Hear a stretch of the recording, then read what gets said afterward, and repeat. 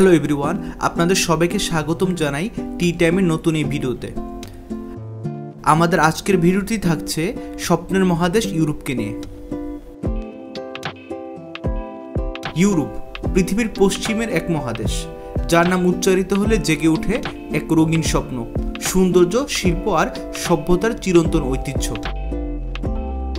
যেখানে আকাশ ছুঁয়ে থাকা আল্পস পর্বতের বরফে লুকিয়ে আছে সহস্র বছরের ইতিহাস, আর নিচের ভূমধ্যসাগর নীল জলে প্রতিফলিত হয় মানব সভ্যতার প্রাচীন আলো। এটাই ইউরোপ, এক মহাদেশ, কিন্তু একই সঙ্গে এক মঞ্চ যেখানে সভ্যতা, রাজনীতি, শিল্প ও যুদ্ধ, ধর্ম ও বিজ্ঞান সহাবস্থানে এক বিস্ময়কর ইতিহাস রচনা করেছে। রোমান সাম্রাজ্যের মহিমা থেকে শুরু করে আধুনিক গণতন্ত্রের জন্ম পর্যন্ত এই ইউরোপই মানবতার প্রতিবাকে দিয়েছে নতুন দিক নির্দেশ। ইউরোপের প্রতিটি দেশ, প্রতিটি শহর, প্রতিটি পাথরের গায়ে লেখা আছে সভ্যতা, সংগ্রাম আর পুনর্জাগরণের এক বিস্ময়কর ইতিহাস।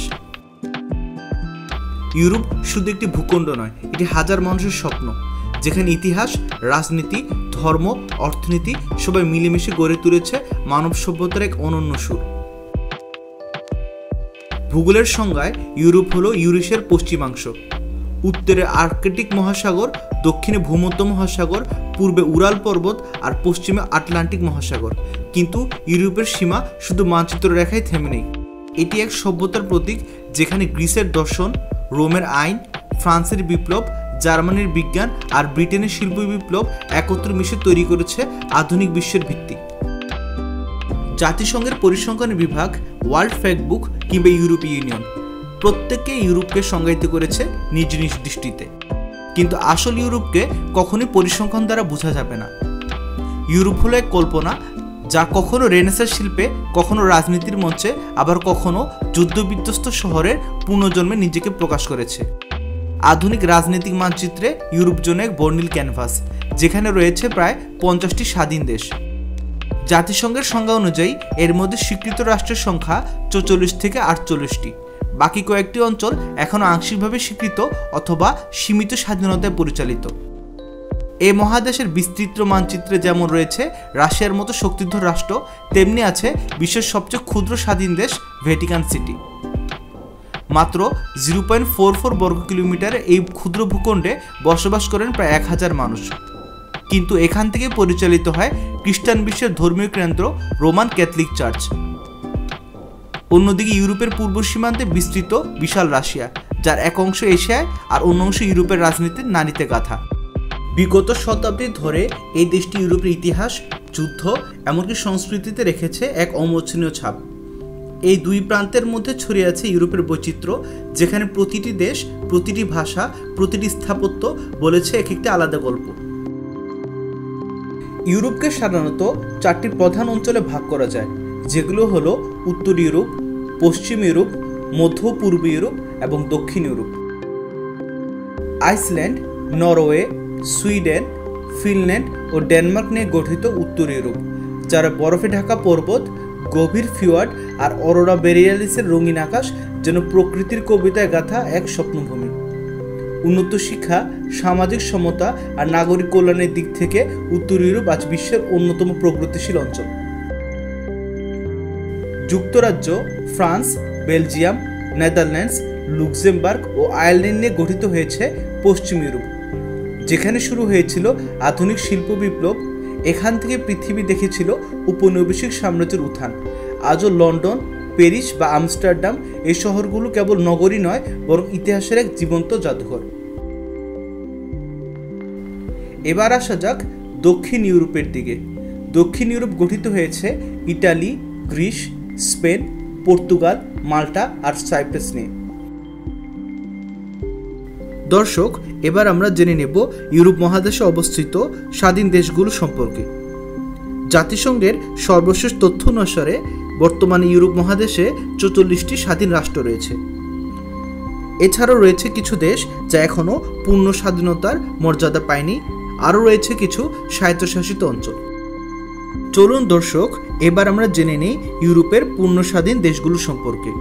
আমাদের তালিকায় রয়েছে যুক্তরাজ্য, Ireland, France, Belgium, Netherlands, Luxembourg, Monaco, Andorra, লিechtenstein, Switzerland, Iceland, Norway, Sweden, Finland, Denmark, Estonia, Latvia, Lithuania, Germany, Poland, চেক প্রজাতন্ত্র, Slovakia, Hungary, Austria, Romania, Bulgaria, Ukraine, Belarus, Moldova, Italy, Spain, Portugal, Greece, Malta, Cyprus, Serbia, Croatia, Bosnia ও Herzegovina, Montenegro, Albania, উত্তর Macedonia, Kosovo, Slovenia এবং ক্ষুদ্র রাষ্ট্র Vatican city. ইউরোপের মানচিত্র কেবলমাত্র আন্তর্জাতিক স্বীকৃত রাষ্ট্রসমূহের মধ্যেই সীমাবদ্ধ নয়। এই মহাদেশে রয়েছে এমন কিছু অঞ্চল যাদের স্বাধীনতা এখন আংশিক স্বীকৃত এবং এমন কিছু অঞ্চল আছে যা কার্যত স্বায়ত্তশাসিত অবস্থায় নিজেদের প্রশাসন ও সাংস্কৃতিক অবস্থা বজায় রেখেছে। এই সকল অঞ্চলের মানুষ তাদের নিজস্ব পরিচয়, ঐতিহ্য এবং সাংস্কৃতিক অস্তিত্ব রক্ষার সংগ্রাম চালিয়ে যাচ্ছে। ইতিহাস, রাজনীতি ও প্রাকৃতিক সৌন্দর্যের সংমিশ্রণে এই ভূখণ্ডগুলো ইউরোপের মানচিত্রে এক অনন্য বৈচিত্র্যের ছাপ রেখে চলেছে। এখন আমরা পর্যালোচনা করব সেই অঞ্চলগুলোকে যেগুলো আন্তর্জাতিক স্বীকৃতির সীমান্তে অবস্থান করছে। এর তালিকায় প্রথমে আছে কসোভো, সার্বিয়ার প্রাক্তন প্রদেশ যা 2008 সালে স্বাধীনতা ঘোষণা করে। এরপরে রয়েছে আবখাজিয়া, জর্জিয়ার উত্তর পশ্চিমাঞ্চলে অবস্থিত রাশিয়ার সীমিত সমর্থনপ্রাপ্ত একটি অঞ্চল। এখানকার মানুষ কৃষ্ণ সাগরের তীর ও পাহাড়ের প্রান্তরে নিজেদের স্বায়ত্তশাসিত জীবনধারা বজায় রেখেছে। এরপরে আছে দক্ষিণ ওশেতিয়া, জর্জিয়ার অভ্যন্তরে অবস্থিত। এই অঞ্চলটি রাশিয়ার সহায়তায় দীর্ঘদিন স্বাধীনতার দাবি জানিয়ে আসছে। রাজনৈতিক টানাপোড়েন আর ঐতিহাসিক জটিলতার মধ্যেও দক্ষিণ ওশেতিয়ার জনগণ তাদের নিজস্ব পরিচয় রক্ষা করে চলছে। এরপর রয়েছে নারগানো কারাবাখ, আজারবাইজানের পাহাড়ি অঞ্চলে অবস্থিত আর্মেনিয়ান অধ্যুষিত অঞ্চলটি দীর্ঘদিন ধরে সংঘাত চালিয়ে যাচ্ছে নিজেদের স্বাধীনতার জন্য। উত্তর সাইপ্রাস, তুরস্কের প্রভাবাধীন এই অঞ্চলটি কার্যত স্বায়ত্তশাসিত। ভূমধ্য সাগরের তীরে অবস্থিত এই ভূখণ্ড নিজস্ব প্রশাসন ও সাংস্কৃতিক জীবনধারা বজায় রেখেছে। এরপর রয়েছে ট্রান্সনিস্ট্রিয়া, মলদোভার অভ্যন্তরে অবস্থিত হলেও এই অঞ্চলটি কার্যত স্বাধীনভাবে পরিচালিত হয়। আন্তর্জাতিক স্বীকৃতি সীমিত থাকলেও এখানকার জনগণ নিজেদের নিয়মে এক স্বতন্ত্র জীবন গড়ে তুলেছে। আলান দ্বীপপুঞ্জ, ফিনল্যান্ডের অন্তর্গত স্বায়ত্তশাসিত অঞ্চল। মারিহাম শহরকে কেন্দ্র করে এই দ্বীপাঞ্চলটি পরিচালিত হয়। এরপরে রয়েছে ফেরো দ্বীপপুঞ্জ, ডেনমার্কের অধীনে থাকা স্বায়ত্তশাসিত এই দ্বীপমালাটি প্রকৃতিক নীরব মহিমায় মোড়ানো। তোরসাপ শহর থেকে শুরু করে পাহাড় ও সমুদ্রের সান্নিধ্যে এখানকার মানুষ এক নিভৃত অথচ পরিপূর্ণ জীবনযাপন করে থাকে। জিব্রাল্টার, যুক্তরাজ্যের বিদেশি অঞ্চল ও ভূমধ্যসাগর উপকূলে অবস্থিত একটি স্বায়ত্তশাসিত এলাকা। গার্নসি, যুক্তরাজ্যের ক্রাউন ডিপেন্ডেন্সি হিসাবে গার্নসি দ্বীপ স্বতন্ত্র প্রাশনিক কাঠামো ও সাংস্কৃতিক ঐতিহ্য বজায় রেখেছে। সেন্ট পিটার পোর্ট শহর এই দ্বীপের ঐতিহাসিক অর্থনৈতিক কেন্দ্র। আইল অফ ম্যান, ডগলাস শহর কেন্দ্রিক এই ক্রাউন ডিপেন্ডেন্সি নিজস্ব আইন ব্যবস্থা ও প্রশাসনিক স্বায়ত্তশাসন ধরে রেখেছে। এটি ইউরোপীয় দ্বীপসমূহের মধ্যে স্বাতন্ত্র্যের এক উল্লেখযোগ্য নিদর্শন।